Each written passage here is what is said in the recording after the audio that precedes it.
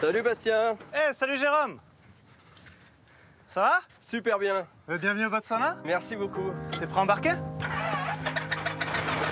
On va où aujourd'hui? Eh bien, on va aller au Makatu Camp. Tu dois connaître. Oui, très bien. C'est parti pour l'aventure. Bienvenue.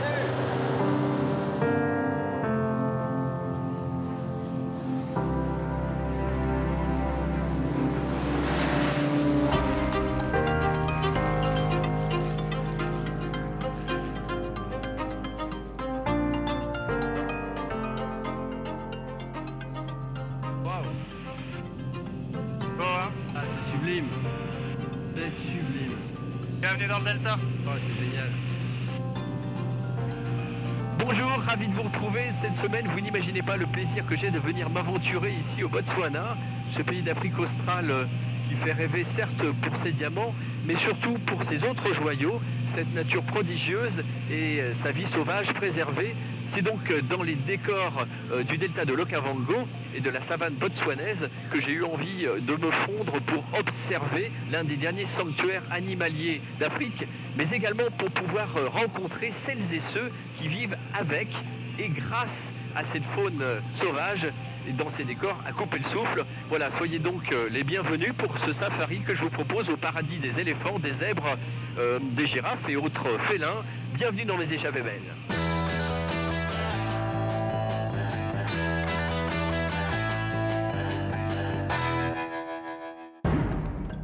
Le Botswana, c'est la destination safari par excellence. Qui a déjà vu un lion? Personne? On croise les doigts pour voir un lion? Allez! C'est un moment vraiment unique. Avec quelques règles à respecter. L'hippopotame est l'animal dont on se méfie le plus sur la rivière. Ici, c'est la nature qui dicte sa loi. Le beau temps arrive. On dirait qu'il va pleuvoir. Ça faisait 3 ou 4 mois qu'on attendait la pluie. Ça nous redonne le sourire.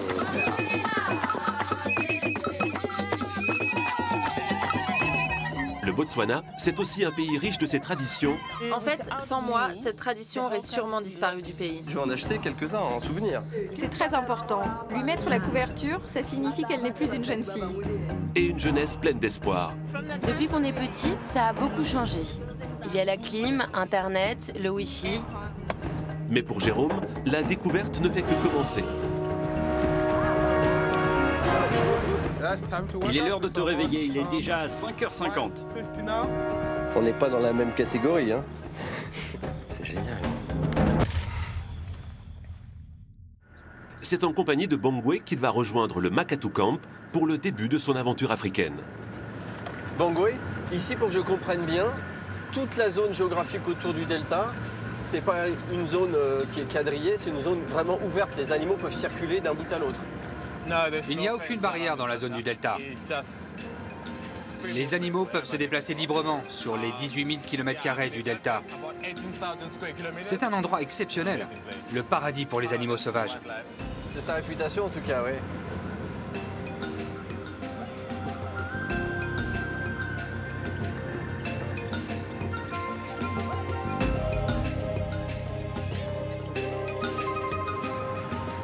Waouh, regarde ça! Tout un groupe de marabouts d'Afrique. Ils se nourrissent de poissons qui se font piéger dans les points d'eau quand la surface de l'eau diminue. Ils viennent par centaines pour attraper les poissons.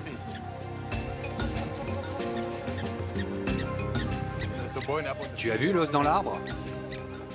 Un hippopotame est mort et un léopard l'a certainement mangé. Il a mis les restes hors d'atteinte des autres prédateurs, comme les hyènes, qui pourraient lui voler sa nourriture. D'accord. Une fois qu'il a bien mangé, mais qu'il lui en reste, il va mettre ça là-haut, c'est un peu le garde-manger, et pour repasser plus tard. Bon, Bongwe, toi, tu es né dans la région, ici, sur le delta? J'habite à Maune, et ça fait 25 ans que je suis guide dans le delta. C'est un endroit exceptionnel, et chaque jour qui passe est un jour nouveau. Pour nous aussi en France, chaque jour est un jour nouveau. Génial.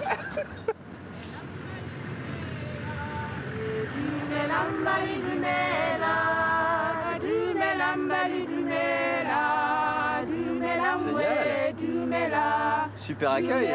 Ouais. merci beaucoup. Merci de votre accueil. Merci. Merci. Merci, c'est vrai qu'on se tient la main comme ça hein, pour se saluer. Jérôme, je te présente John. Enchanté, bienvenue au camp. Merci. Je te fais visiter? Je te laisse avec John. À plus tard. On se voit plus tard. Merci à toi. Merci. Et voilà. Ouais, c'est un bel endroit là, c'est bien arrangé.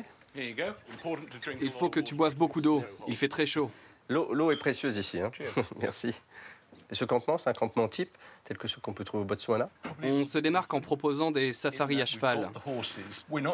On veut privilégier le côté naturel. Ici, on marche sur la terre. On veut vraiment que les gens se sentent dans la savane quand ils viennent chez nous.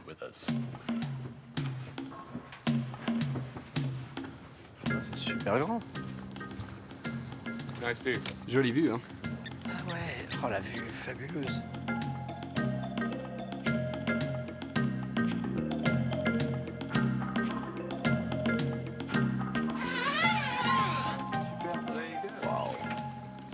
Très luxueux, hein? Très confortable, dis donc. Ouais, très très joli. Et une chambre comme celle-ci, c'est un petit peu le standing qu'on retrouve habituellement au Botswana. Non, on est en dessous des prix moyens. Certains de ces lodges peuvent coûter très cher. Quelquefois près de 2500 € la nuit. Alors, une chambre comme celle-ci, c'est quel tarif? C'est 600 € par jour et par personne. Ce prix comprend toute la nourriture, les activités, tout ce que tu peux faire sur le camp. Ou que tu dormes, c'est 600 € par jour. D'accord. Bah, tu sais, John, moi je me sens bien là. J'ai la vue de rêve. Le lit, le confort, c'est largement au-dessus de ce que j'ai besoin. Ça me plaît bien, moi je suis bien. Hein. Oui, mais j'ai pensé à autre chose pour toi. Je pense que ça va te plaire. Prends tes affaires, on y va. Qu'est-ce que tu me prépares?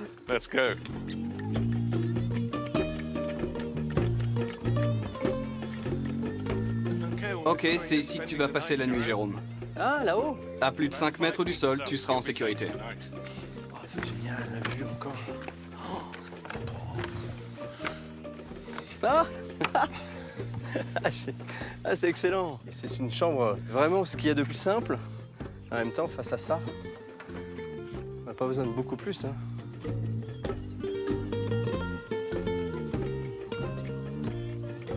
Il y a les éléphants.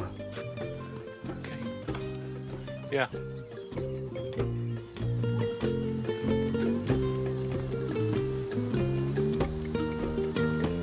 À cette époque de l'année, tout le pays n'attend qu'une seule chose, l'arrivée providentielle de la pluie. Depuis 2 ans, c'est la sécheresse qui s'éternise.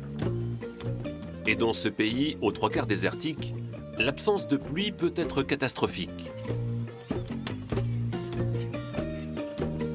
Heureusement, au nord, il existe un trésor, une immense réserve d'eau. C'est le delta de l'Okavango.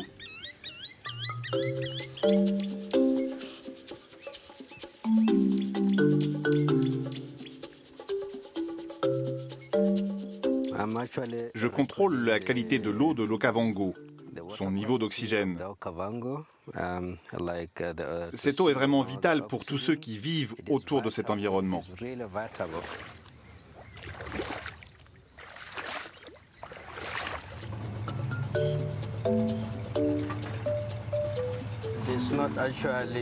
Le delta n'est pas aussi haut que d'habitude.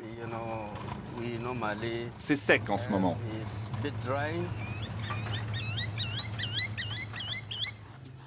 Avant d'arriver jusqu'ici, les méandres du fleuve Okavango sont irrigués par les eaux de pluie de l'Angola, plus au nord. C'est le moteur du tourisme au Botswana. C'est incroyable de voir une rivière couler sur cette terre aride. Le fleuve Okavango ne finit jamais. Il meurt dans le désert du Kalahari, un peu plus au sud. La majeure partie de l'eau est perdue par l'évaporation et l'infiltration dans le sol. L'Okavango ne trouve jamais la mer, car à la suite d'un accident géologique il y a plusieurs millions d'années, le fleuve a perdu son chemin vers l'océan Indien et une inestimable source de richesse. Alors, passée la saison sèche, tout le pays attend la pluie.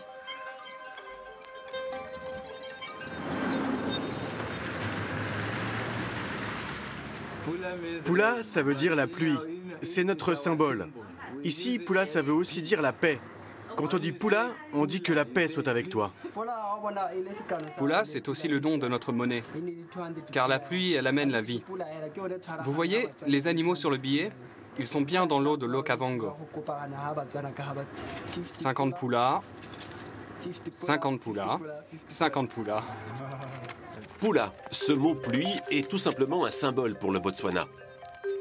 Le 30 septembre 1966, jour de son indépendance, alors que l'hymne du colon britannique résonnait pour la dernière fois, la pluie s'est mise à tomber, une belle averse après des années de sécheresse. Ce jour-là, le Botswana s'est choisi pour devise « En attendant la pluie ». Vous voyez ces nuages qui se forment? Ils sont tous différents. Au loin, c'est ceux qui amènent de la pluie, mais les nuages blancs et très hauts, eux, ne portent pas la pluie. Pendant les vacances, Matthew transmet son savoir aux enfants. La pluie est le symbole de l'indépendance du Botswana. La République et la démocratie sont arrivées en même temps qu'elle. La pluie nous amène la paix et la sérénité. Elle nous rassemble. La pluie, c'est le moment de la célébration, de l'union. C'est l'heure des récoltes qui nourrissent. La pluie porte le bonheur. Elle est sacrée pour nous. Depuis cette date, tout le monde attend l'arrivée de la pluie avec impatience.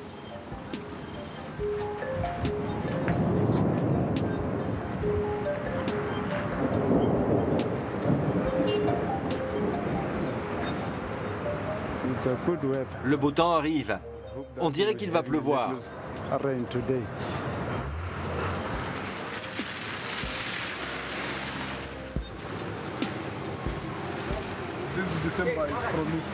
Ce mois-ci est prometteur. On espère que la pluie va revenir de plus en plus. On l'attend, on a tellement besoin. Pula signifie la pluie, la paix. Mais en Setswana, la langue du Botswana, cela veut dire aussi la prospérité, la vie, la chance et la santé. Pula, 2 syllabes qui portent tous les espoirs du pays.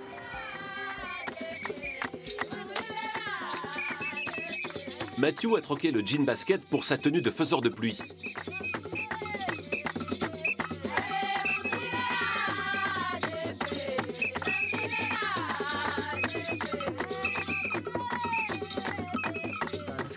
On a eu un peu de pluie, mais ce n'est pas encore assez. Il faut la faire revenir.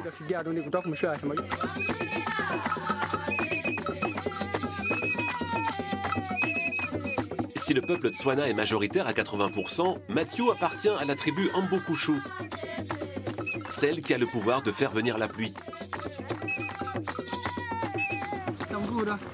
Nos ancêtres nous ont transmis le pouvoir. Ils sont venus d'Angola. Ils ont migré au Botswana. Et ici, ils ont rencontré une tribu qui avait les mêmes croyances.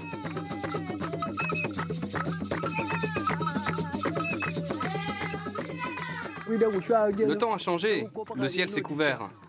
Lorsque les nuages se rencontreront, il pleuvra. Les ancêtres sont heureux. La croyance raconte même que son peuple, les Ambokushu, ont offert au Botswana le delta de l'Okavango.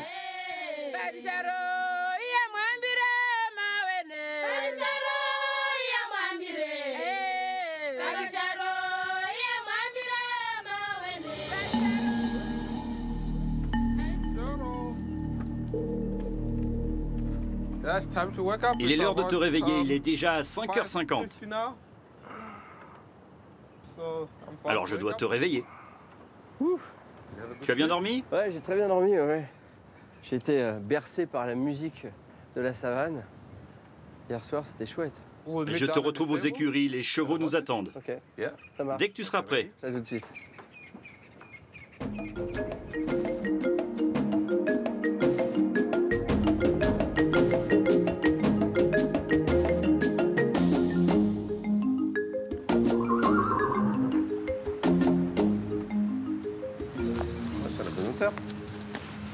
Il y a combien de chevaux ici? 49 chevaux. Waouh! C'est énorme. J'aime bien les safaris en 4x4, mais à cheval, c'est vraiment mieux. C'est le meilleur moyen de découvrir la nature sauvage. Bah je monte. Ça marche. Thank you. Bongwe? Ça, c'est vraiment une arme que tu utilises en cas d'extrême danger. Dans le pire des cas, si quelqu'un tombe face à un éléphant ou un lion en train de charger, on s'en sert. Mais on essaie d'abord de trouver d'autres solutions. C'est vraiment le dernier recours. Quand il n'y a pas d'autre issue, d'accord. Allez, c'est parti. On va avoir une super journée en plus. Hein.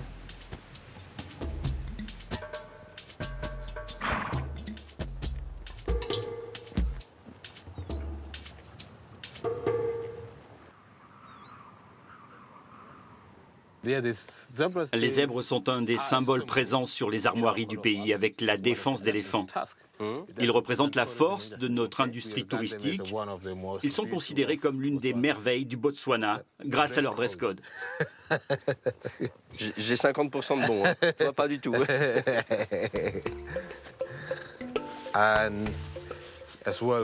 On appelle aussi notre équipe nationale de football les zèbres. C'est aussi un symbole. Ok.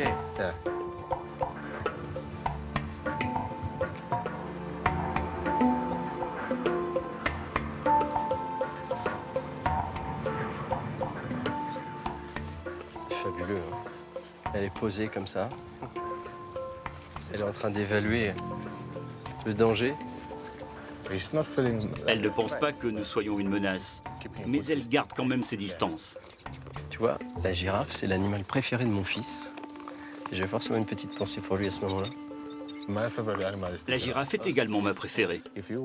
Si tu regardes comment elle se déplace, tu verras qu'elle avance les deux pattes du même côté en même temps. Elle joue aussi avec son cou pour trouver l'équilibre. C'est un animal si élégant, si majestueux. Ouais.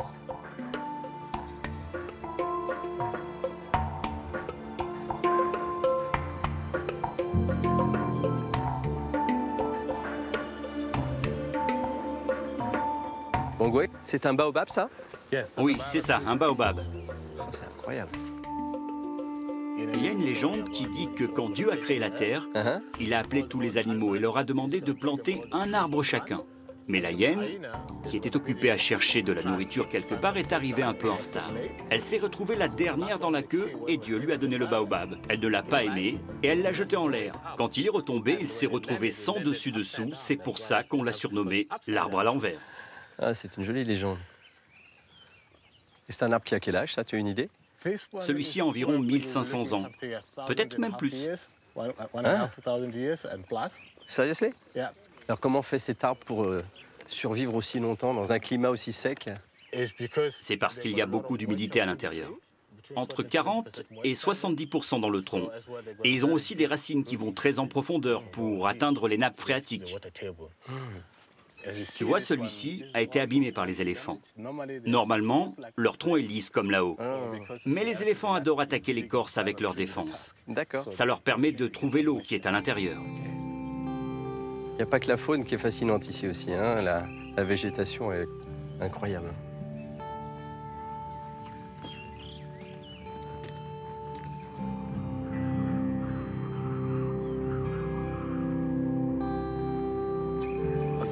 Jérôme, regarde les buffles devant nous. Ce sont tous des mâles. Tu as dû entendre parler du Big Five. Le buffle en fait partie. Ce sont ces 5 animaux.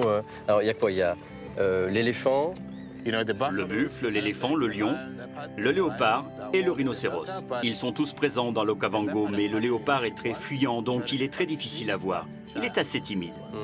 Pourquoi on les surnomme les Big Five, les 5 gros animaux? Ils sont classés selon leur danger potentiel. Ils peuvent, tous les 5, être très dangereux.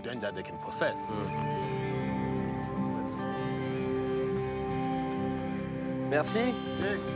Merci. Je me suis régalé, là. J'ai eu beaucoup de chance. Hein. On en a vu des choses, hein, depuis que je suis arrivé ici. Oh là là, c'est fabuleux.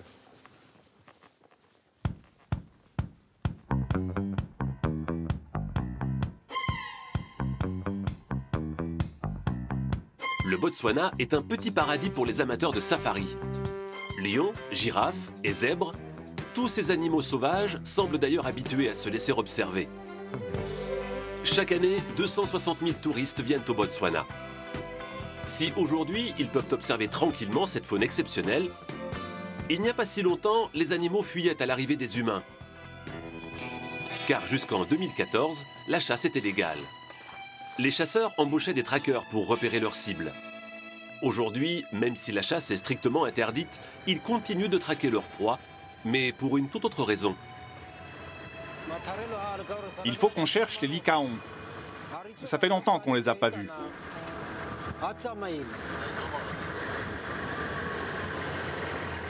Kamwe suit ces animaux à la trace. Pendant plusieurs mois, il doit habituer la faune à la présence des hommes. Car sur cette terre, jadis braconnée, un lodge sera bientôt construit et des centaines de touristes viendront en profiter.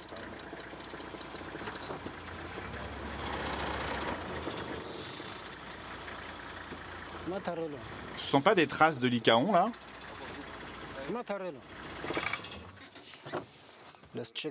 Ça serait pas plutôt un guépard?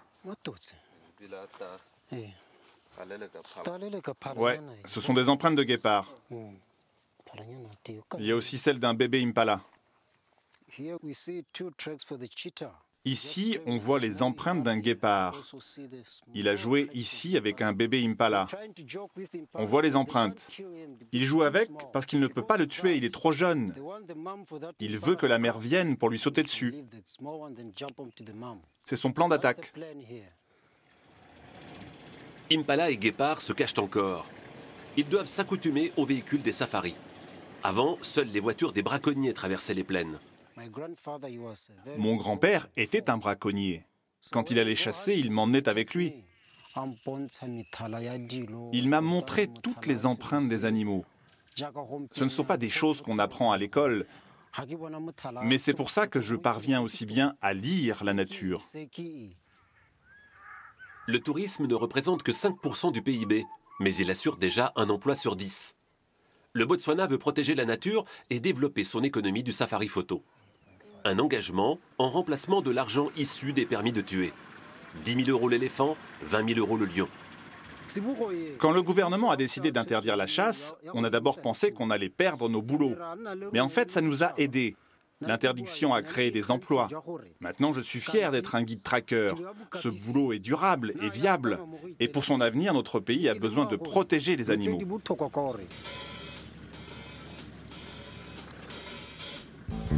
Aujourd'hui, interdiction de chasser. La police de la savane garde le trésor.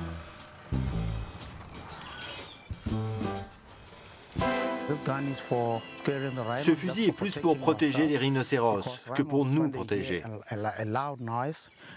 Quand ils entendent un bruit fort, ils s'enfuient. Donc s'il y a un braconnier, on tire en l'air pour que le rhino se sauve. Dans certains pays, ils négocient avec les braconniers.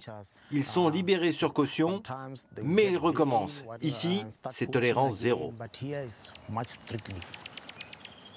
Chassé pour sa corne, soi-disant aphrodisiaque, le rhinocéros est l'une des espèces les plus menacées. Ce sanctuaire est installé en plein milieu du pays, loin des frontières où les braconniers sévissent le plus. Cette empreinte forme un W, 3 orteils, 2 plus petits vers l'intérieur et le gros devant. Je connais environ la moitié des empreintes des rhinocéros du parc. Je les connais parce que s'il y en a un qui ne va pas bien, on le suit avec ses empreintes jusqu'à ce qu'on le retrouve. Ils sont protégés 24 heures sur 24. On patrouille à pied et à cheval. On le surveille depuis les véhicules. Certains ont même un traceur. On va les laisser. Ils se sentent menacés. Ils essayent de se cacher.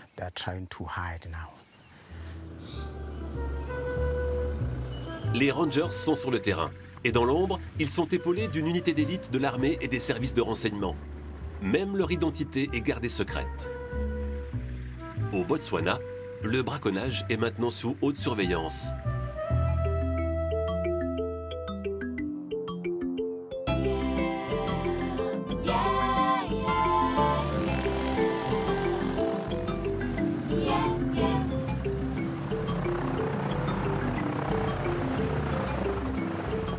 Salut Jérôme!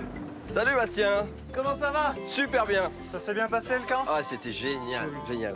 Ah, tu fais ça à la botswanaise. À l'américaine un peu, à la botswanaise. Ouais, c'était super, j'ai vu plein d'animaux, les gens étaient top, le décor était fabuleux.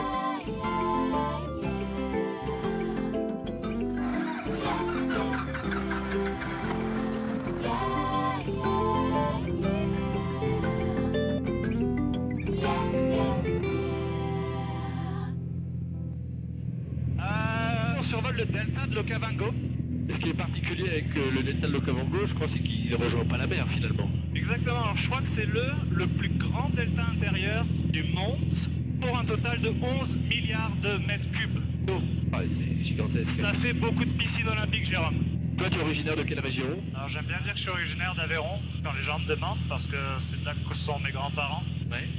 Et cette passion du pilotage, de voler, c'est vieux quand ça? J'ai toujours voulu faire ça. Quand j'ai 5 ans, ma mère a déménagé au Burkina Faso. Et ensuite, vu qu'on était toujours entre deux pays, on voyageait beaucoup en avion de ligne. Et j'étais toujours fourré dans les cockpits. Donc ça fait maintenant 2 ans que je suis dans le Delta. C'est un pur régal de voler dans ce décor-là. C'est vraiment magique. Mais il faut pas oublier que c'est quand même un milieu hostile. Faut être vigilant, faut savoir ce qu'on fait. On n'a qu'un seul moteur, on a des passagers derrière nous. On arrive à l'aéroport de Maoun. C'est un village de 60 000 habitants. Tu dis un village, c'est marrant. 60 000 habitants, c'est plus un village, si? Ils ont décidé de garder en tant que village parce qu'il y a beaucoup de troupeaux de vaches, de chèvres, d'ânes qui se baladent en liberté dans les rues. Et s'ils veulent faire évoluer le village en ville, ils doivent supprimer tous les troupeaux.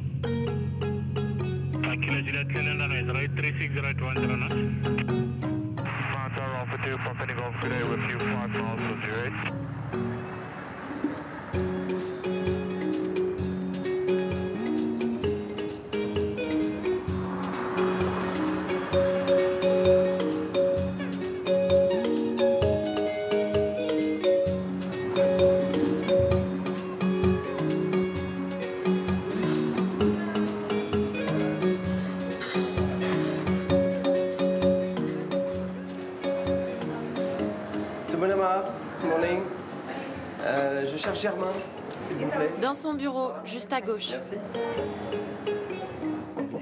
Oui. Monsieur le directeur? Bonjour Jérôme, comment ça va? Ça va et toi? Ça fait plaisir. Mais moi aussi, ça me fait plaisir d'être là. Bon, je vois que tu annonces la couleur, French Connection. Absolument. Restaurant français ou... Oui, français avec un petit peu d'autre chose. Ouais. Bon, raconte-moi un petit peu l'histoire de ton restaurant. Depuis combien de temps tu es là? Alors nous sommes ici depuis 3 ans et demi. Avec ma femme, on voulait faire un petit restaurant sympa, relax. J'en avais assez de la gastronomie. Ouais. Et je voulais faire quelque chose de sympa. Alors, pour mes vieux jours. Pourquoi le Botswana? Tu as bourlingué pas mal, je crois, toi. Oui, mais j'adore l'Afrique. Et le Botswana est une des régions les plus calmes, les plus tranquilles et les plus belles. Ouais. Et on a encore beaucoup de liberté. Il y a encore de l'aventure. D'accord.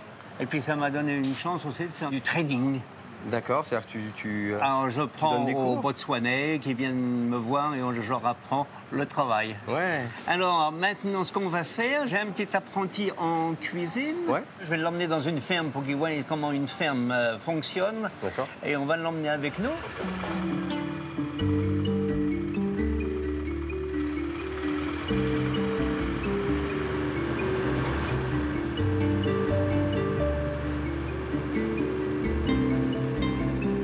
Dis-moi, Mogolo, comment vous êtes rencontré avec Germain? Je l'ai rencontré grâce à mon frère. Il lui avait demandé si je pouvais venir faire un stage. J'étudiais la cuisine à l'école et dès que j'ai fini, j'ai rejoint Monsieur Germain pour avoir plus d'expérience de cuisine. Et alors toi, ça t'arrive souvent, Germain, de prendre des jeunes comme ça, apprentis, et de leur apprendre le métier? Moi, je recherche des jeunes apprentis pour essayer de leur donner une profession. Leur vie s'améliorera tout de suite. Il faut savoir redonner un petit peu à la société certaines choses.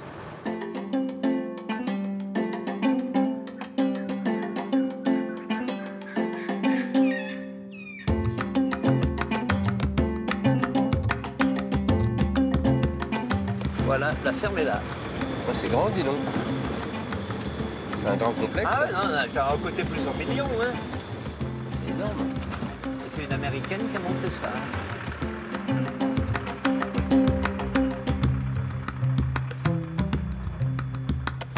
C'est un pays où il fait tellement chaud, qui est tellement sec, 45 à 50 degrés. Ouais.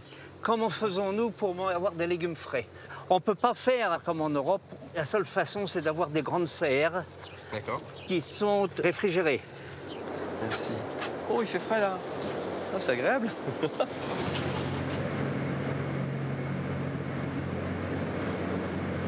C'est assez surprenant quand même la température qui est ici. Comment vous arrivez à rafraîchir? C'est quoi la technologie que vous utilisez? On utilise le treillage de ce côté et les ventilateurs de l'autre. Ça crée un effet de rafraîchissement. L'eau ruisselle d'en haut. D'accord, comme ça. Les ventilateurs créent une aspiration. L'air chaud qui vient de l'extérieur est refroidi en traversant le treillage. Je ne sais pas ça, moi. Et il y a aussi les stores qui permettent de contrôler la luminosité et donc la température.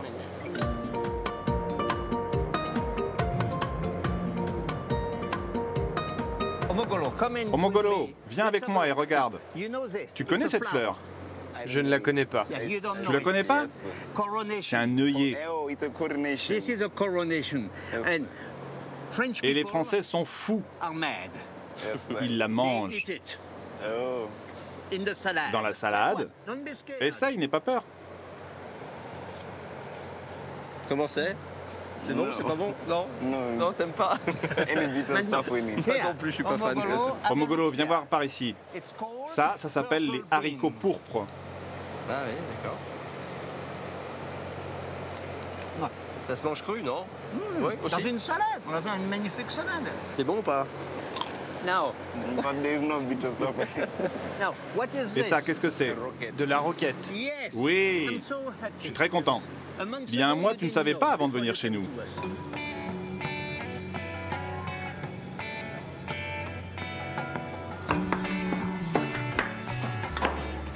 Qu'est-ce que tu fais, Mogolo? Je te prépare un cessois. C'est quoi le principe de cette recette? C'est de la viande de bœuf, de l'huile, du persil, du thym et du sel et du poivre. D'accord. Ça, c'est une recette traditionnelle du Botswana? Oui, c'est une recette du Botswana. Mais ici, on rajoute les herbes. Dis-moi, Mogolo, c'est quoi ton rêve, toi? J'aimerais avoir mon propre restaurant.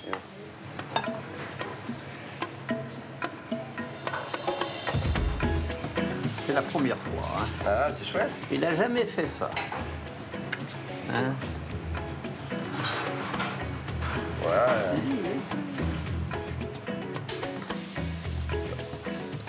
Ça donne envie, hein? Bah, vous avez envie de goûter?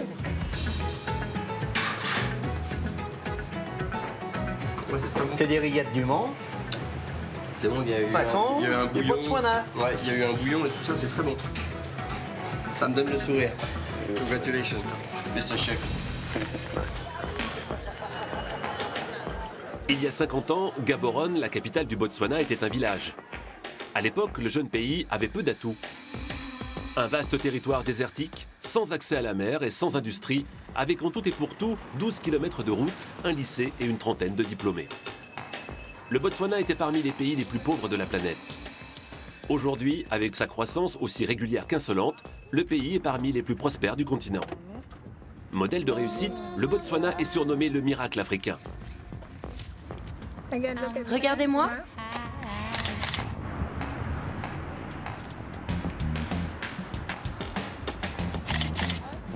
Ce sont des imprimés traditionnels. On leur donne une touche de modernité. Solo et Gaone sont deux stylistes. Elles veulent lancer un magazine de mode. En 2014, à la Fashion Week Afro de Londres, elles ont gagné le prix de l'innovation. Ça, c'est notre design. C'est une veste en Mogagolwane. Normalement, c'est une couverture traditionnelle que les anciens ont l'habitude de porter pour les occasions importantes comme les mariages. C'est l'identité culturelle du Botswana, comme les nombreux imprimés des autres nations africaines. On utilise tous les imprimés afro, mais notre fierté est dans le Mogagolwane. Indissociable, la paire se coordonne aux couleurs de l'arc-en-ciel. À l'indépendance, le Botswana est devenu une république démocratique. Et, contrairement à ses voisins, l'Afrique du Sud et le Zimbabwe, le pays a refusé la ségrégation raciale. Giuseppe, Alessandra et Keboni sont les membres de Skinflint, un groupe de heavy metal, un style de musique qui connaît un franc succès au Botswana. Ils sont nés ici à la fin des années 80 et leur groupe est tout un symbole. La plupart de nos chansons parlent de la mythologie africaine, du folklore, des légendes d'ici que l'on raconte sur du heavy metal. C'est ce qui fait notre heavy metal afro.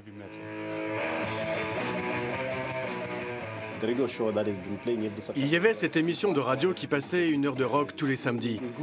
On a grandi en écoutant du rock et on a voulu prendre des guitares pour jouer.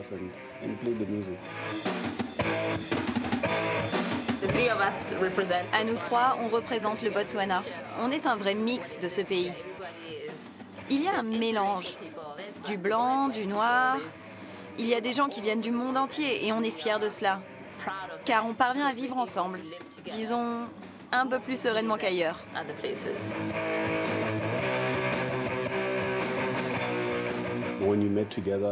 Quand on s'est rencontrés, on a voulu mettre notre culture dans le rock. C'est de là que vient notre énergie. Créer, entreprendre, tout cela est possible grâce au diamant. 8 mois après son indépendance, le Botswana a découvert d'immenses gisements. Les pierres précieuses représentent aujourd'hui la moitié des revenus de l'État.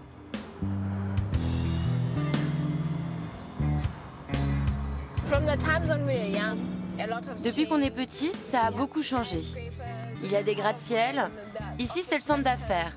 Les buildings sont modernes. Il y a la clim, Internet, le Wi-Fi. Nous sommes un pays mondialisé dans un monde global. Dans la mode, la technologie ou d'autres domaines, on ne se repose pas seulement sur nos diamants pour créer de la richesse dans notre pays.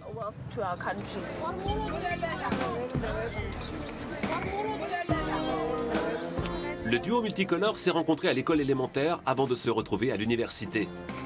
Elles aiment dire qu'à l'époque, personne ne comprenait leur manière de s'habiller. Elles étaient marginalisées alors qu'aujourd'hui, elles connaissent enfin le succès. Cette différence, elles en ont fait leur force et leur union. On fouille, c'est l'afro-bohème.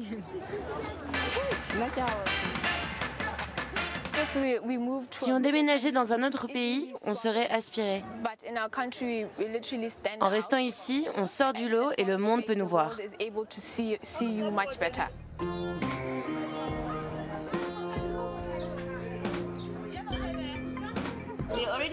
On a des fans en Europe, aux États-Unis, au Brésil. Petit à petit, on touche le monde depuis cette toute petite parcelle du sud de l'Afrique. Elle est architecte d'intérieur, ils sont étudiants en chimie ou travaillent dans une agence de pub. Grâce au diamant, le Botswana assure 10 années d'études à tous ses élèves. Un pari pour l'avenir, car dans 20 ans, les réserves de diamants seront épuisées et l'État mise sur les futurs jeunes diplômés pour enrichir le pays. Regarde. Nombre de nos fans sont des cow-boys, de vrais cow-boys qui travaillent dans les fermes des villages. Donc ces tenues sont traditionnelles et en même temps, c'est un mélange cow-boy, biker et heavy metal. C'est vraiment particulier au Botswana. Je préfère les bottes de biker. Elles sont parfaites pour botter le cul des fans.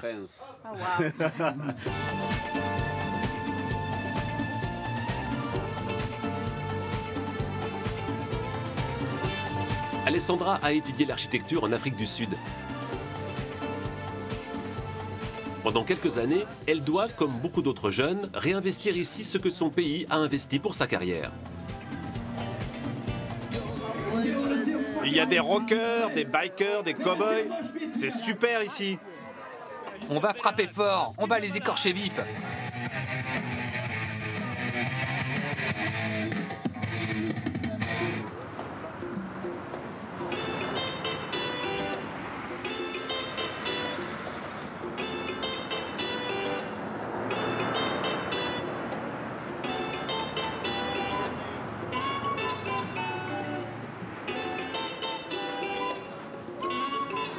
Johnny!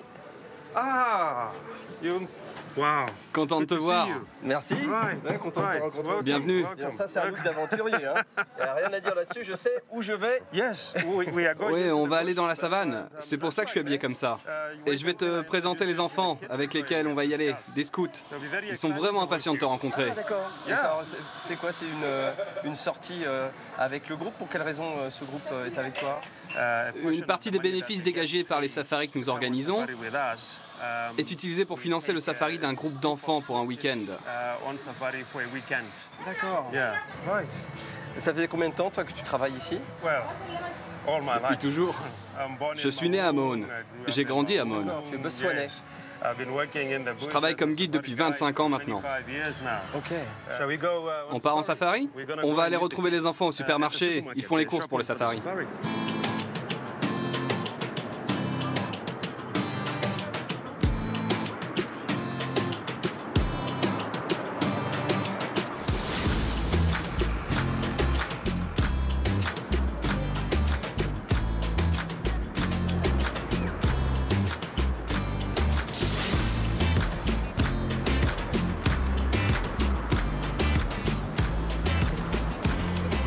C'est à ça qu'on distingue le village de la ville ici? Parfois il y a des ânes, parfois des vaches. Là, les chèvres vont boire à la rivière. On va mettre un panneau au passage de chèvres. Regarde, elles savent exactement quand s'arrêter. C'est génial, non?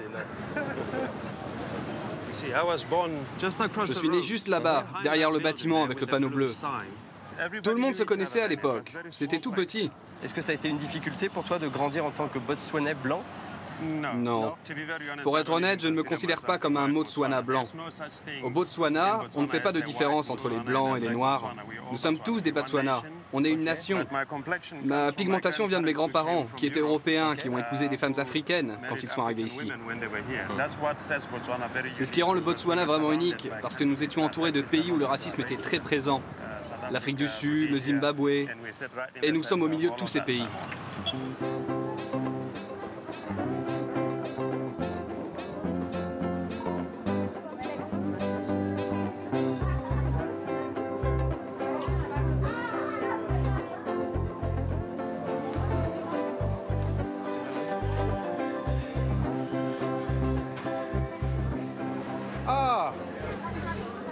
Hello, c'est ça. Come, meet Jerome. Voici Jérôme. Hi guys. How are you? Everybody meet Jerome. He's going to be with us. What's your name? I'm Wisiso. Wisiso. Nice to meet you. Nice to meet you. Cam. Jérôme. Bien, bien, super. Il y a un garçon pour 6 filles. Dis donc, t'as de la chance, hein? Ça va être chouette, vous êtes impatient, j'imagine, d'aller à la rencontre des animaux? Oui, on a hâte de partir. Les courses, ça prend trop de temps. Alors on y va, vas-y.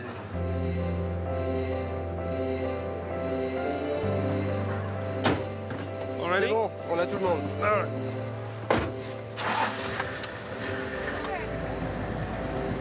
Bon, est-ce que tout le monde est prêt pour l'aventure? J'ai pas entendu? Ah, je préfère.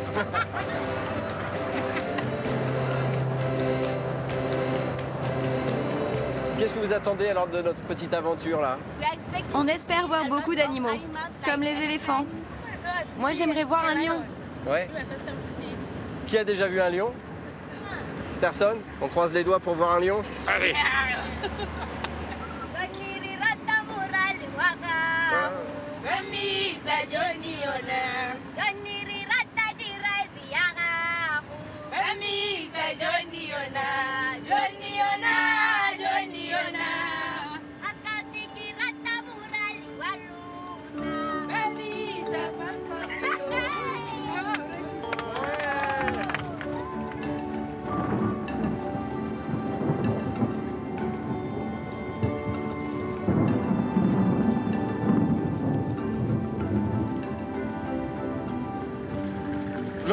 Regardez, regardez sur la droite. Sous les arbres, il y a des lions. Vous les voyez? Wow, superbe. Superbe. On a de la chance.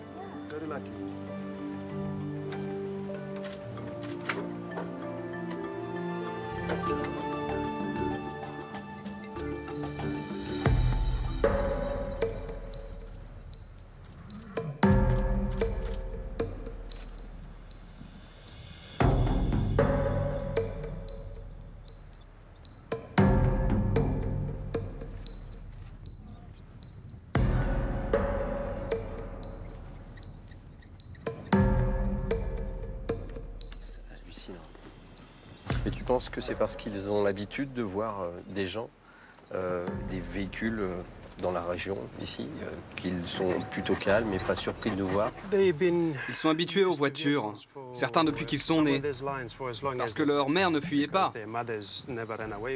Donc ils sont très habitués aux voitures. Ils ne nous voient pas comme de la nourriture ou une menace. On vient, on part, on fait partie de leur environnement. C'est quand même saisissant, on est à, je sais même pas 10 mètres, quoi.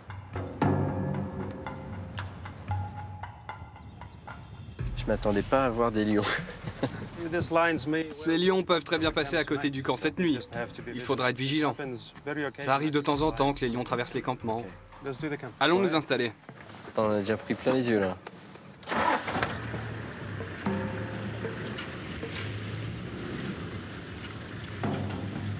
Oh non, on a crevé.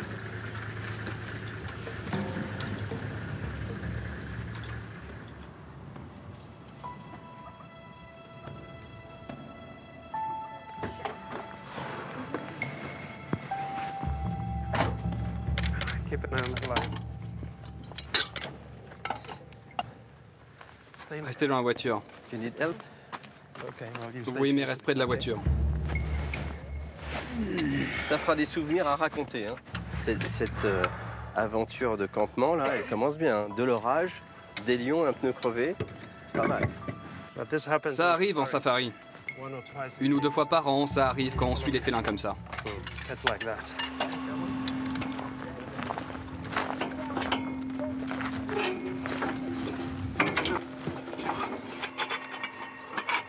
Venez voir l'empreinte d'un lion.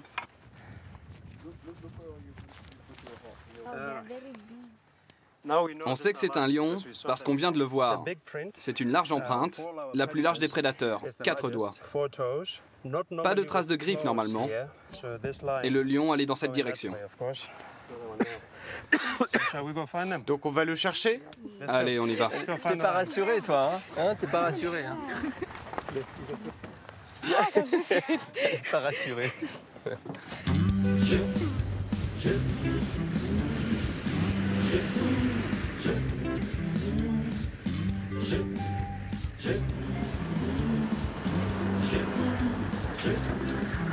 Voila.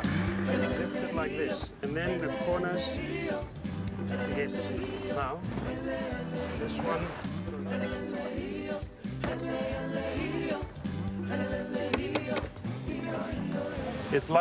C'est lion-proof. Quand vous y dormez, vous n'avez pas à avoir peur qu'un lion entre. Ce que vous devez faire, c'est tout fermer. Fermer complètement. Très bien, montons les autres tentes.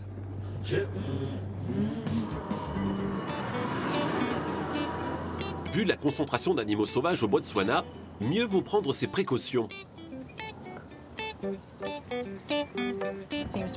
On dirait qu'il y a beaucoup d'activités ici ce matin. On les voit à travers le bush.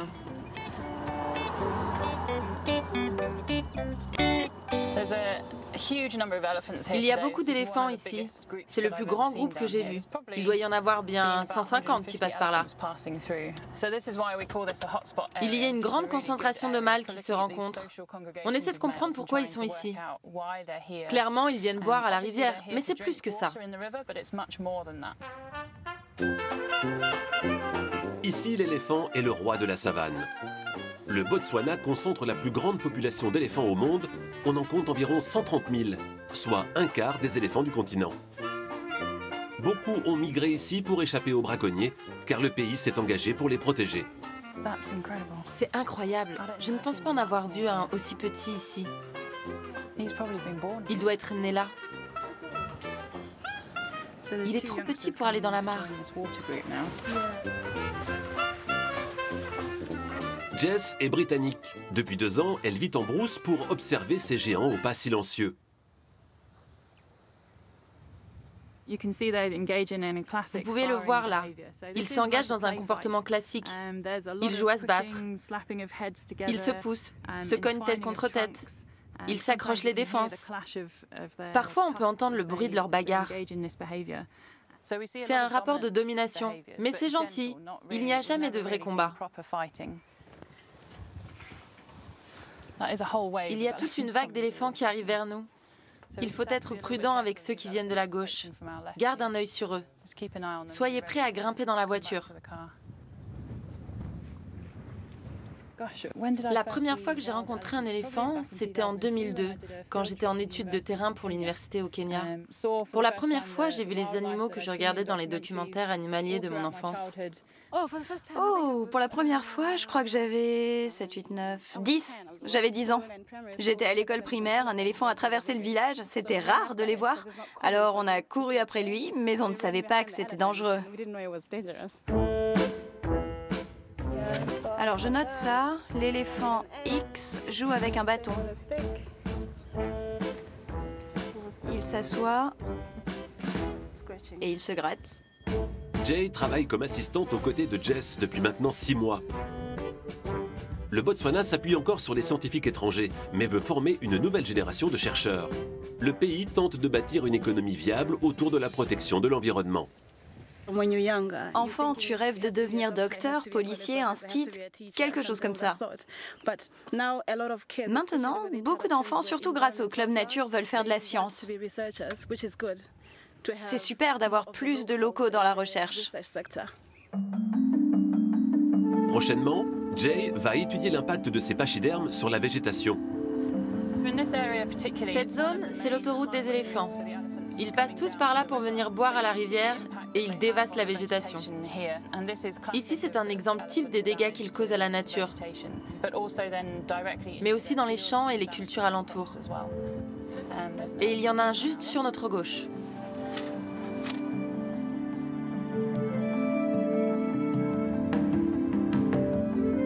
La cohabitation des animaux et des hommes a un équilibre fragile.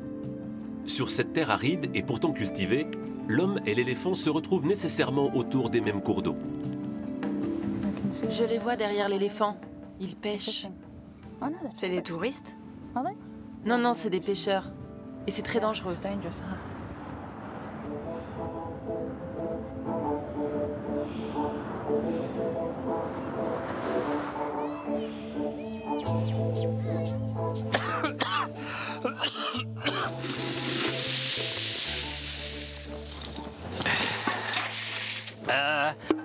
On devrait mettre nos masques. Le piment ne nous ferait pas tousser. C'est un piment très fort qu'on utilise. Ça irrite les narines.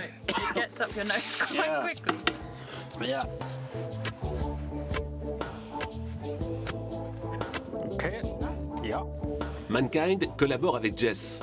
Ensemble, ils cherchent des systèmes D pour repousser les hordes d'éléphants et éviter qu'ils ne ravagent les cultures des fermiers. Ici, ils préparent un mélange huile-piment. Ah, je sens le piment au fond de ma gorge. Les éléphants sont comme les humains. Ils n'aiment pas avoir du piment dans les yeux ou même le sentir. Les fermiers utilisent ce piment pour que les éléphants se déplacent librement où ils veulent, mais pas dans nos champs. Ces dernières années, il n'y avait pas d'éléphants ici, donc nous apprenons encore à vivre côte à côte. Même si la majorité des fermiers redoutent encore les éléphants, nous devons trouver le moyen de vivre ensemble. C'est la seule solution.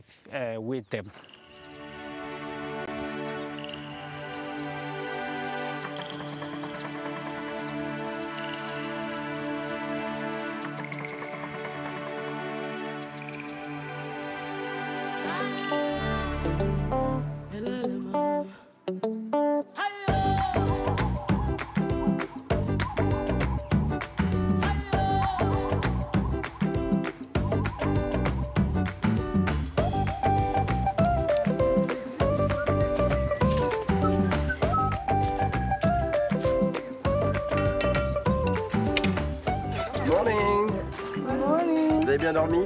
Bien.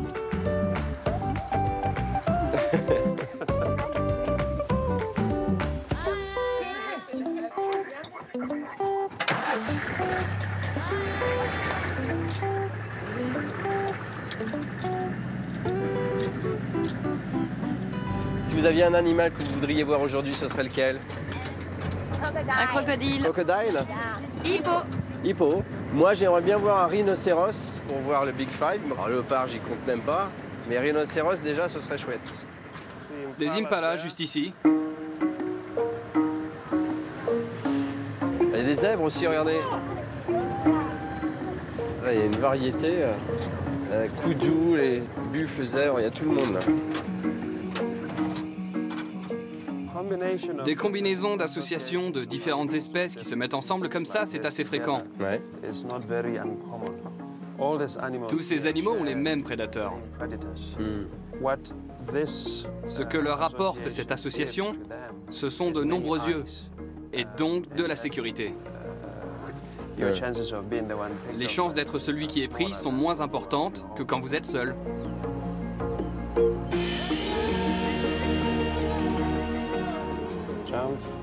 Il va y avoir un saut, regardez.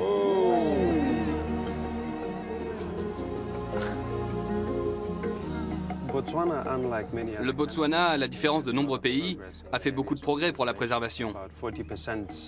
À peu près 40% de la surface du pays est dédiée à des lieux de préservation. Mais il y a des espèces menacées. Les rhinos, par exemple. Mais il y en a très peu au Botswana. Seulement quelques centaines. Il y a un énorme braconnage. Des milliers sont tués tous les ans par les braconniers. Et ça veut dire que dans 20, maximum 25 ans, d'après moi, il n'y aura plus de rhinocéros sauvages dans le monde.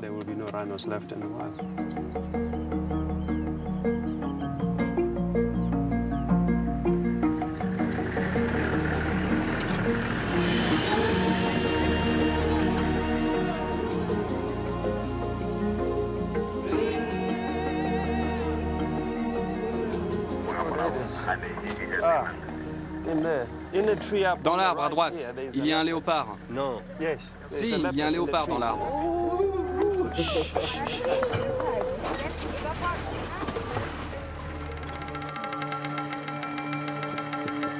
Mon Dieu, qu'est-ce que c'est beau. Wow. Voilà. C'est très beau.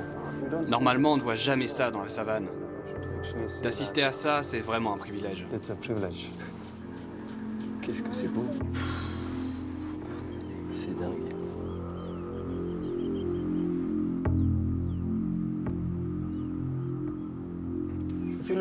Si vous regardez dans l'arbre, il y a une proie. Le léopard a mangé le haut. Ils sont très bons pour grimper aux arbres. Ils grimpent pour d'abord mettre leur nourriture à l'abri des autres prédateurs, mais aussi pour eux, pour se protéger des prédateurs. Je voudrais savoir si, comme les lions qui aiment rester en groupe, les léopards font la même chose? Non, en fait, le lion casse la tradition des félins qui vivent seuls. Ce sont devenus des animaux sociables pour pouvoir attaquer de grosses proies, comme les buffles, les girafes, même des éléphants à certains endroits. Mais en général, les félins de ce type sont des solitaires. C'est un moment vraiment unique. C'est juste top.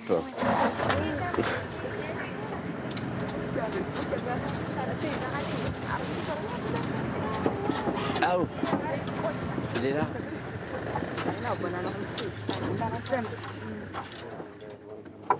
Qu'est-ce que c'est beau. Qu'est-ce que c'est beau, c'est incroyable. Tu as pas peur aujourd'hui, Cam? Un petit peu? T'inquiète pas. Il nous regarde et il nous teste. T'inquiète pas, regarde, il fait que passer. C'est vraiment magnifique, hein. Vous vivez quand même dans un pays incroyable, hein.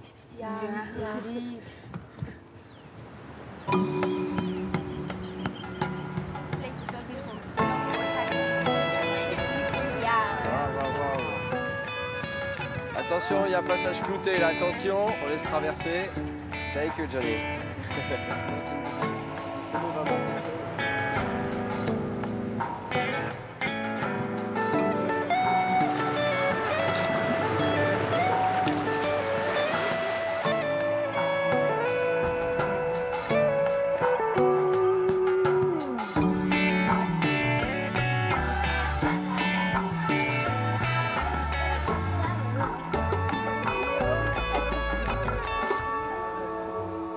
Est-ce qu'ils dorment? Les hippos? Oui. Non, ils rigolent.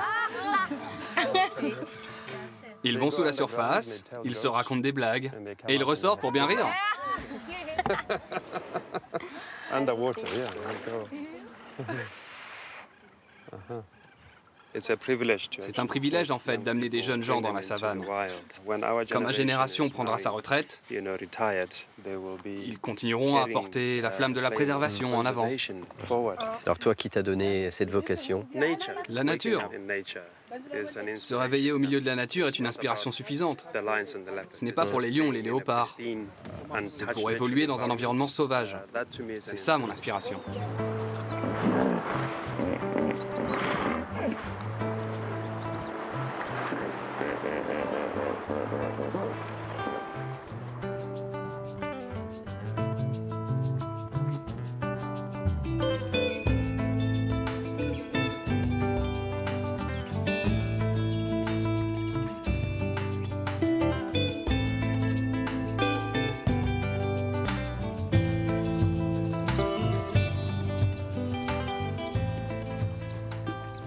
C'est agréable, hein? Aujourd'hui, là, les gens circulent encore avec ce type d'embarcation? Oui, ça fait partie de leur vie. L'hippopotame est l'animal dont on se méfie le plus sur la rivière. Quand tu les approches en barque, il y a plus de chances qu'ils attaquent qu'ils ne fuient. Il y a aussi des crocodiles de bonne taille ici.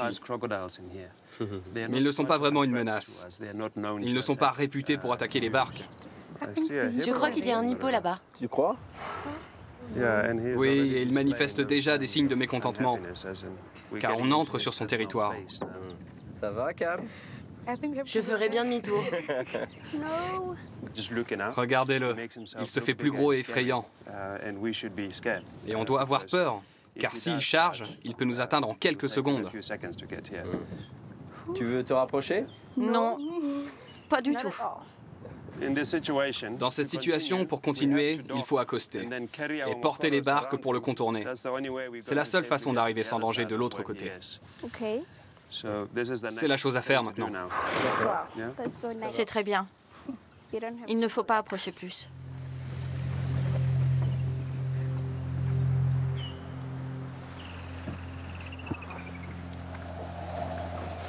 C'est bon, c'est bon. Regardez les pêcheurs. Ils ne sortent pas de l'eau. Ils restent dans la barque, même à côté de l'hippo. C'est très dangereux. Oh là là. T'as vu la vitesse à laquelle il est sorti? Ils auraient pu être tués. On imagine que ça va tout doucement. Tu les as vus courir? Il est retourné dans l'eau. On peut se faire tuer en faisant des choses comme ça. On respire. Allez, on va remonter en barque.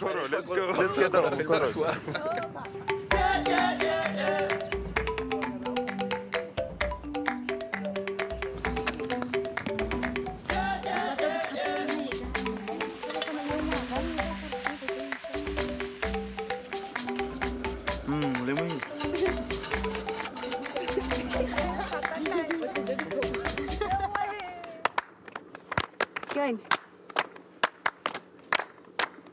Who stole the chicken from the cooking pot? Who stole the chicken from the cooking pot? Number one stole the chicken from the cooking pot. Me? Yes, you. Not me. Then who? Number two stole the chicken from a cooking pot. You mean me? Yes, you. Not I. Then who? Number seven stole the chicken from the cooking pot. You mean me? Yes, you. Not me. Then who? Yes, you. Not me. Then who? Mr. Johnny stole the chicken from the cooking pot. You mean me? Yes, you. Not me. Then who? Oh, number two stole the chicken from the cooking pot. Thank you. Super. Super moment, super journée, que des moments forts. Hein. Donc je voulais vous remercier vraiment de m'avoir accepté dans votre groupe. Et merci à toi, Johnny, surtout de nous avoir emmenés dans les endroits qui nous ont fait rêver. C'était vraiment des moments très forts. Merci pour ça. Bravo. Bravo. Merci.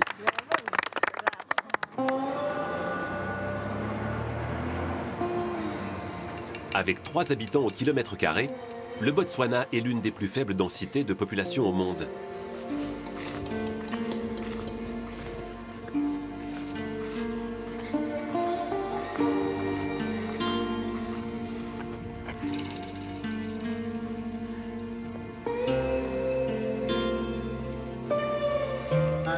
J'essaye d'arrêter une voiture pour aller en ville.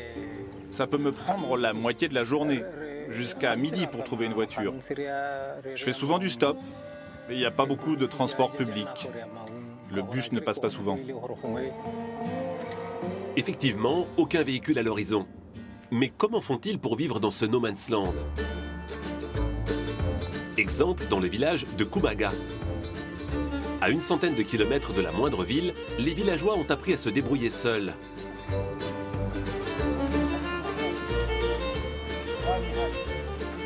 La propriétaire de l'unique supérette du village est aussi ambulancière bénévole. Aujourd'hui, elle a reçu les commandes du mois pour réapprovisionner ses présentoirs devenus pratiquement vides.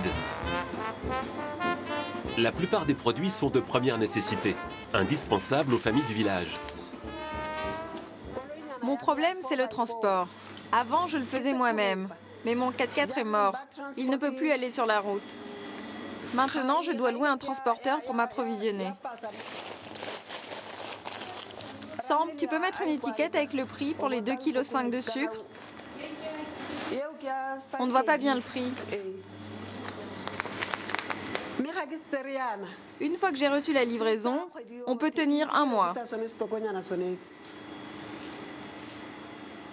Je dépense de 600 à 800 € par mois pour le stock. Et tous les mois, je recommence, même si les gens peuvent tenir 2 mois. Ils ne pourraient pas survivre pendant 5 mois. L'après-midi, alors que le soleil brûle, difficile de trouver âme qui vive. Le chef du village est pourtant de sortie. Cela fait 17 ans qu'il est à la tête de Kumaga. Bonjour les garçons, comment allez-vous? Bien, chef.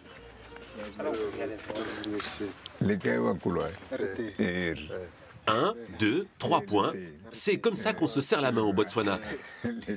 La population du village diminue peu à peu. Aujourd'hui, ils sont 700 habitants. Mais il y a quelques années, ils étaient au moins 900.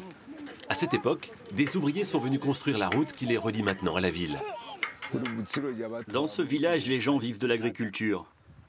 L'État supporte les fermiers, il fournit des graines, des chèvres, des moutons et des vaches. Mais notre gros problème ici, c'est la présence des prédateurs comme le lion ou l'éléphant qui attaquent les récoltes ou les troupeaux.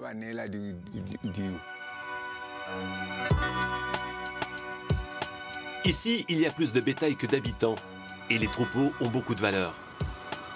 Le conseil du village, le Kotla, se réunit pour juger d'un vol de bestiaux.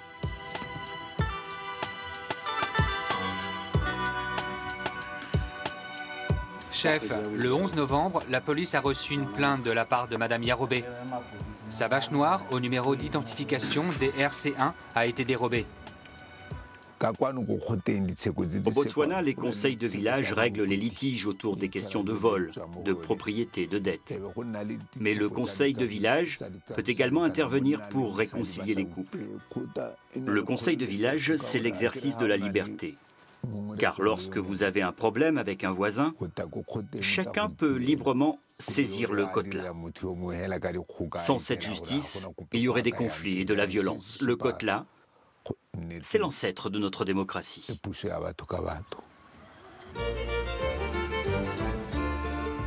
Les Kotla ont été mis en place bien avant l'indépendance et permettent d'assurer une justice traditionnelle dans les coins les plus reculés.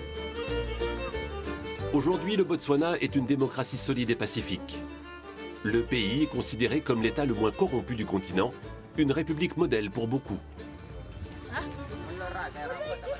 On récupère tout le monde pour aller avec l'âne près de la rivière. Ici, au village, les activités sont peu nombreuses. Alors, les enfants s'occupent comme ils peuvent. Quand tu fais ça, c'est pour tourner à gauche. Si tu veux aller de l'autre côté, tu tires les rênes doucement de ce côté. Sinon, il va partir en arrière, tu vois. Je viens à Kumaga pendant les vacances scolaires. Parfois, je viens aider à rassembler ou marquer le bétail avec les ânes. C'est important de savoir les monter ici. Comme ça, je peux aider pour retrouver une vache ou une bête perdue. Avec un âne, on peut parcourir une longue distance.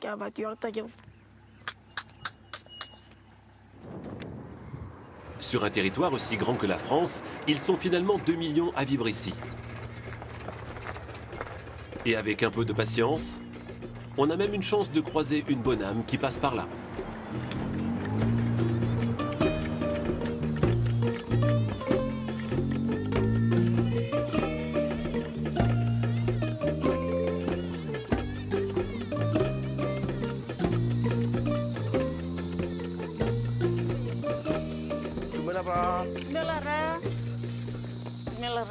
Enchanté. Bonjour, bienvenue. Bon, j'avais envie de venir voir votre village de Ambukoutou parce qu'on m'a dit que vous faisiez de la vannerie, que c'était magnifique. Voici nos paniers traditionnels. On les fabrique ici. Alors, vous utilisez quel type de matériaux? C'est quoi ça? Ça, c'est de l'herbe que l'on trouve dans le delta. Et ça, c'est de la feuille de palmier. C'est très résistant, très bien pour faire des paniers. Ça me prend entre 9 et 10 jours. Wow. Oui, c'est très long pour faire un seul panier. Je peux aller voir dans la boutique un petit peu? Ouais. Oui, oui, entre. Merci. Wow. Ces motifs, ils ont une signification particulière? Ce motif représente la trompe de l'éléphant. Et ça, ce sont les motifs de la girafe. Ici, le front du zèbre. Vous avez commencé à quel âge, la vannerie? J'ai commencé à l'âge de 5 ans. Depuis 1994 jusqu'en 2016, j'ai participé tous les ans à une compétition et j'ai gagné le premier prix à chaque fois. Je ne savais pas que je rencontrais la championne du Botswana de la vannerie. C'est moi. Oui, je ne savais pas. C'est moi. J'imagine que vous devez être très fière à la fois de donner du travail à beaucoup de femmes dans les villages alentours et en même temps de faire perdurer cette tradition. En fait, sans moi, cette tradition aurait sûrement disparu du pays. Dans le passé, il n'y avait pas de femmes capables de fabriquer ces paniers, comme les femmes du Botswana. Bon, maintenant c'est bien, mais je vais en acheter quelques-uns en souvenir. D'autant qu'ils ont une valeur particulière maintenant que je sais tout ça. Je vais acheter celui-ci et celui-ci. Super. Bye bye. Merci beaucoup, bon courage. Bonne continuation. Prenez soin de vous et surtout, ne lâchez pas pour les villages, pour les femmes ici. Hein. Au revoir.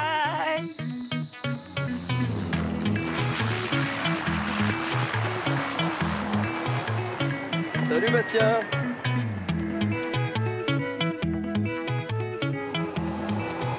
Tu connais un petit peu le camp de Selinda, toi? Oui, je connais bien, c'est un camp très haut standing dans le delta. C'est très luxueux et à la fois c'est pas rempli.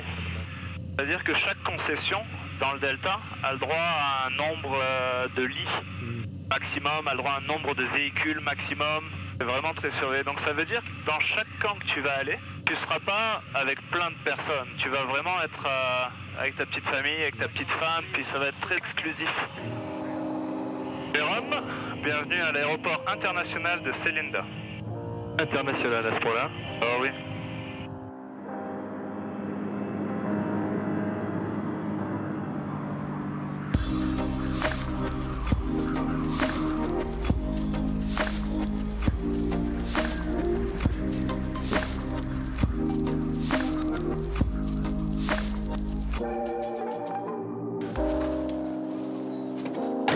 Bienvenue.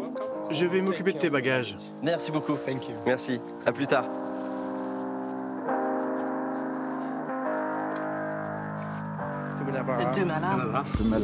Merci. C'est magnifique, là. Hein? Ah, vous avez même une piscine. Un cocktail de bienvenue? Oh, pardon. Merci beaucoup. Merci. Ah, mélange de cocktail sans alcool. Oh, ouais, parce qu'il fait trop chaud pour ça. Est-ce que vous savez où je peux trouver David? Il est dans son studio par là-bas. Merci. À plus tard. Morning. David? Je suis là. Waouh! C'est chouette, là. Salut, David. Jérôme, ravi que tu sois arrivé. C'est là que tu travailles, que tu retouches tes photos. Oui, voici quelques photos que j'ai pu prendre ici dans la réserve. C'est le type d'image qu'on va essayer de faire avec toi pendant ton séjour. Évidemment, les éléphants, c'est un très bon sujet à traiter en noir et blanc. Ça, ce sont des becs en ciseaux d'Afrique. Un de mes animaux préférés, les zèbres. Une photo très difficile à faire. J'adore celle-ci. Alors explique-moi un petit peu le principe de ton activité ici. Essentiellement, c'est l'enseignement de la photographie. De l'enfant de 8 ans jusqu'au professionnel qui aimerait sortir un livre. Ce qu'on fait, c'est qu'on publie ce livre en version numérique. D'accord, donc prendre du plaisir à faire des photos et en même temps arriver à sensibiliser les gens et ceux qui regarderont ces livres aux quatre coins du monde. Absolument. C'est toujours avec une approche et une affirmation très positive de la beauté de toute cette nature. Donc les touristes viennent nous voir, mais il est essentiel pour nous de réfléchir et montrer comment on veut protéger notre terre. C'est sûr que quand on voit des photos comme ça, on peut être que sensible et touché. Merci.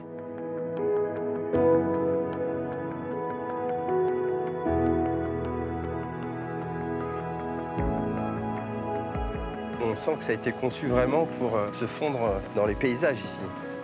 Ce lodge a été complètement reconstruit en 2006, quand Derek et Beverly Joubert, deux explorateurs qui travaillent pour National Geographic, ont lancé une ONG de conservation.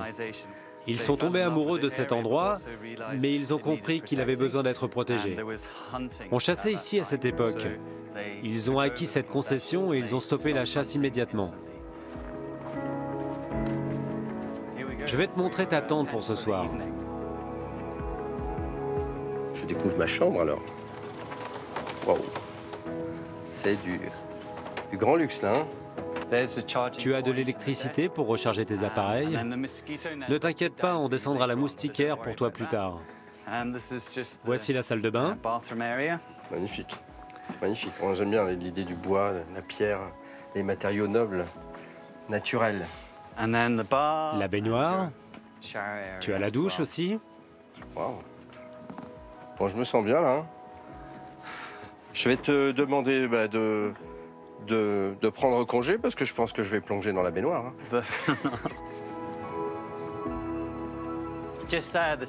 Pour information, Jérôme, toute cette zone risque d'être envahie par les éléphants et les hippos ce soir.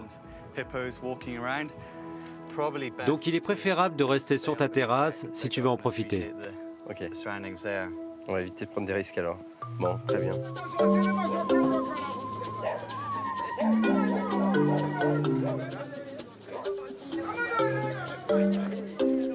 Au village, tout le monde attend l'arrivée de la dot avec impatience. Ce n'est pas encore le jour du mariage, mais le futur époux doit prouver qu'il a les moyens de se marier. C'est la dot pour la mariée. 8 au total. 4 vaches et 4 taureaux.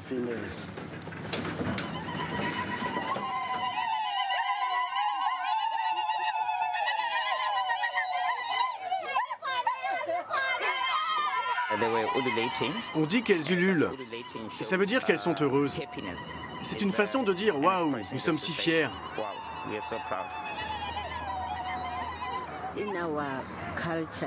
Dans notre culture Swana, lorsqu'une jeune fille se marie, la dot doit être payée par le mari. Je suis contente que tout soit fait dans les règles. Elle grandit. Elle va aller dans sa propre maison. Je suis contente. En ce jour de dot, la mère de la mariée n'est pas la maîtresse de cérémonie. C'est l'oncle et la tante de la mariée qui orchestrent.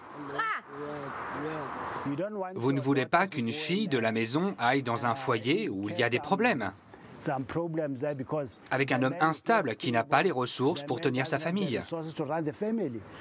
La dot, c'est un bon indicateur pour que le mari dise « Oui, je suis prêt à subvenir aux besoins d'une femme. Je suis prêt à être son mari. »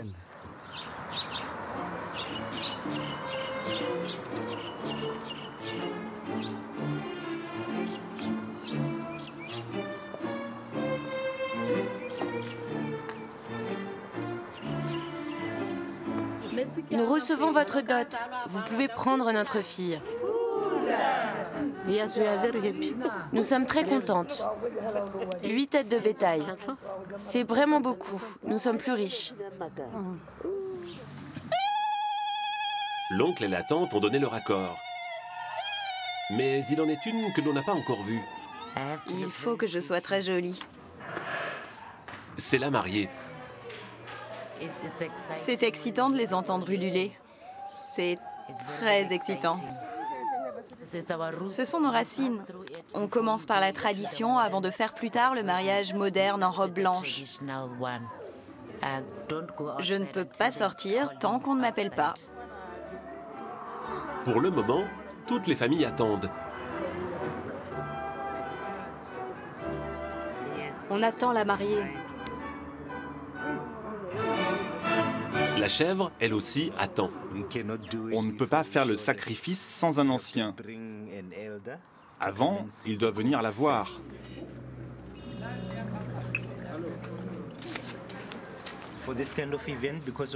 On compte le nombre de convives. Vous voyez toutes ces femmes avec la couverture sur les épaules? Ce sont celles qui sont déjà mariées. Il y en a plein d'autres de l'autre côté. Elles peuvent avoir 2 morceaux. Les autres, un seul.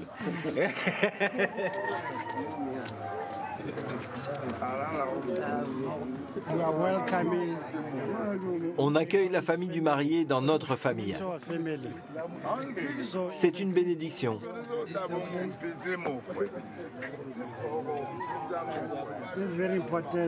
C'est important, c'est le moment de se mélanger. C'est notre beau-fils maintenant.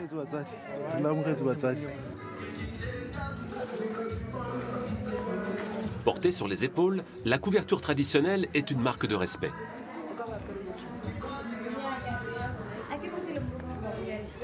C'est très important.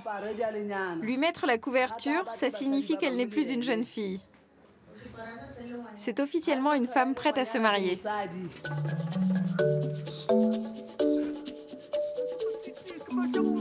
Oh, ma belle future mariée!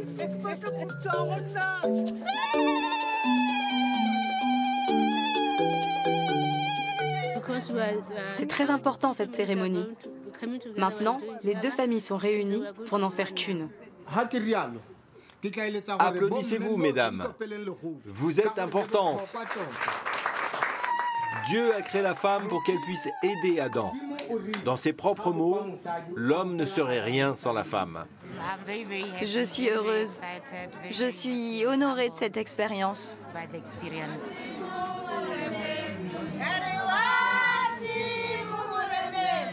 Doté et béni. Le vrai mariage en robe blanche aura lieu dans quelques mois.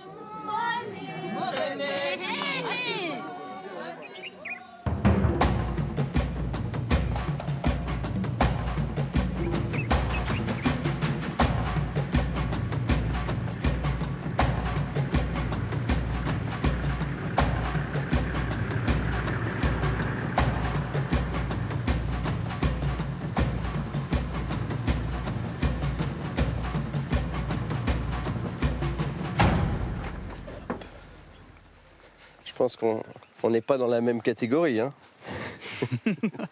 Amateur professionnel. Les hippopotames sont dans cette zone. Vu qu'il est très tôt et qu'ils sortent la nuit, il est vraiment important que Mott soit là avec son arme. On doit faire très attention. Mais Mott va s'occuper de nous surveiller. Tu es notre ange gardien, Mott. Hein? Merci d'avance. On est en plein dans ce qu'on appelle l'heure dorée. Le matin, quand le soleil se lève, ça dure une petite heure, une lumière magnifique. Regarde ces reflets dans l'eau.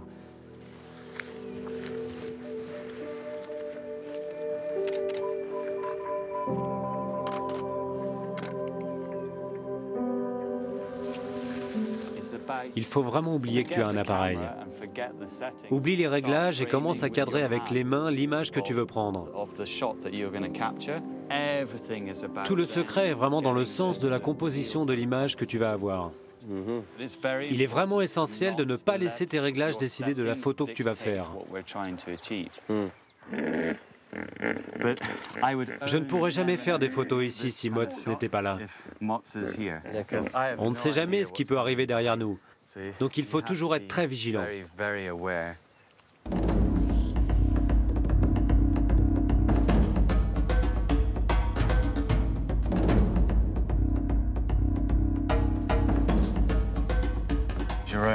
Jérôme, on est en train de s'approcher d'une horde d'environ 150 buffles.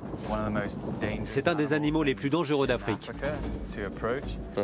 On va essayer de parler tout bas pour s'approcher. Regarde tous les buffles. Ah, c'est impressionnant la quantité de buffles qu'il y a ici. Le vent vient de derrière nous, donc il risque de nous sentir. Ok, il y a bien sûr les buffles, mais pourquoi ne pas mettre une personne en avant-plan? On se met accroupi pour ne pas voir Motz de trop haut. Comme ça, c'est bon.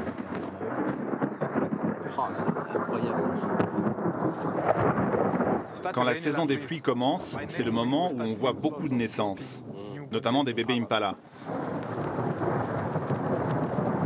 Poula. La pluie ici, c'est précieux. C'est très important. C'est la vie pour la faune, pour la flore, pour les gens aussi. Ils vont commencer à labourer les cultures. Ça faisait 3 ou 4 mois qu'on attendait la pluie. Quand on voit ce spectacle, ça nous donne à tous un très grand sourire.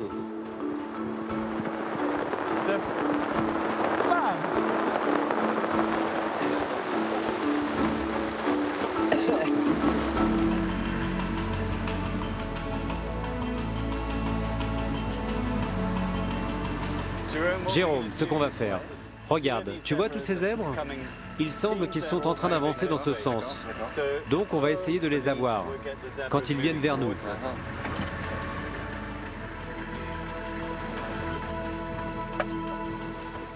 Un exemple de photo possible. Tu peux isoler un zèbre et avoir une aigrette juste devant lui. It's already done. C'est déjà fait, monsieur. J'aime bien la façon dont ils ont de se déplacer les uns derrière les autres. Je peux essayer? Oui, bien sûr. Tu as le zoom ici, et là, tu zoomes 2 fois plus. Ah oui, en effet. Je suis impressionné de voir à quel point ils sont relax.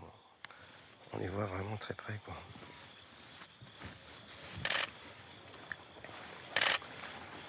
Bon, moi qui voulais voir des zèbres, j'ai été gâté, franchement, pour ce dernier coucher de soleil ici, au Botswana. Franchement, c'est tout ce que j'ai vu cette semaine.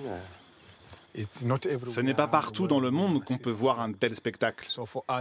Donc on essaie vraiment de préserver ça pour que les générations à venir aient la chance d'en profiter aussi.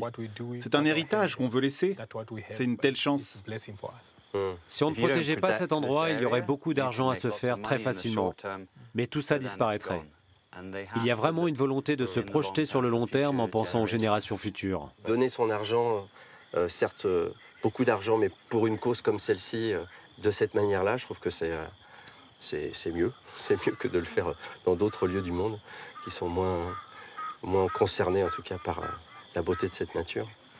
Merci. Merci pour cette folle aventure ici. Merci à toi, Motz, aussi. Ouais, c'était incroyable. Incroyable.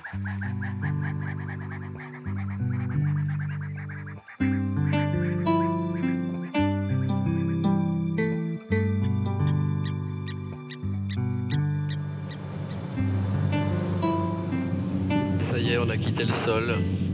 Bye bye le Botswana. Bon Jérôme, c'est ton vol retour? Qu'est-ce que t'as pensé du Botswana? Ah bah écoute, je m'attendais beaucoup de choses du Botswana parce que c'est un pays qui m'a toujours fait rêver. Les décors sont absolument incroyables.